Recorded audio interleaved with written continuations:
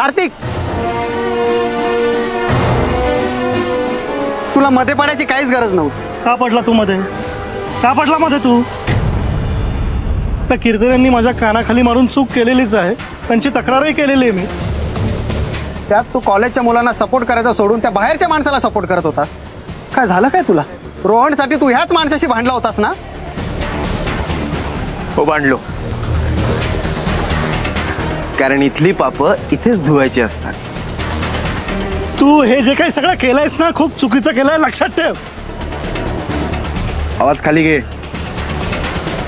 कार्तिक राजहंसला इतक्या मोठ्या आवाजाची सवय नाहीये. आणि जर कधी माझा आवाज चढला ना, कांठाळे बसतील तुला आणि तुझ्या पुढच्या 7 पिढ्यांना सुद्धा. याला मी धमकी समजायचं का? नाहीतर मी काय इथे बडबड गीते गातोय? धमकीच समज आणि धमकी सारखीच घे. नाहीतर एका मिनिटात तुझा हा बिनबिलाचा बाजार आहे ना, तो विकत घेऊन तुला घरी बसवेन आणि यांना कामाला लावेल. तू चॅलेंज करतोस आम्हाला? वेडा आहेस काय तू?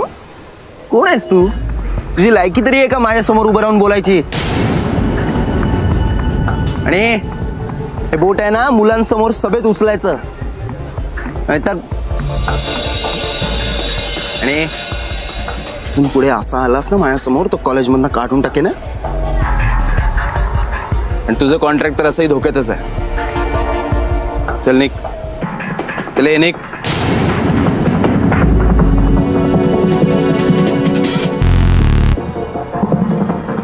दादा, तू किती म्हणतोस यांच्याशी, आणि तेही त्या कीर्तनांसाठी? किटू, ते माझे होणारे सासरे आहेत. So respect. मॉम, डॅड आणि फायनली मी अजूनही तिला अप्रूव्ह केलेलं नाहीये. सो तरीही गायत्री माझीच बायको होणार. आणि तू ऍक्सेप्ट कर. ओके?